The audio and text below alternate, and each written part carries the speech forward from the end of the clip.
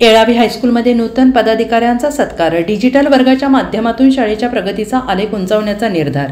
तासगाव तालुक्यातील येळावी येथील सिद्धेश्वर शिक्षण मंडळ आणि बाबासाहेब पाटील हायस्कूलच्या वतीनं गावातील व्यक्तींची विविध ठिकाणी झालेल्या निवडी आणि सेवानिवृत्तीबद्दल व्यक्तींच्या मान्यवरांच्या हस्ते व्यक्तींचा सत्कार करण्यात आला. वसंतदादा साखर कारखान्याच्या संचालकपदी विशालदादा पाटील यांची फेरनिवड झाल्याबद्दल सत्कार करण्यात आला. येळावी गावच्या सरपंचपदी सौ सुरेखा कोळेकर यांची आणि उपसरपंचपदी दशरथ गावडे यांची निवड झाल्याबद्दल सत्कार करण्यात आला.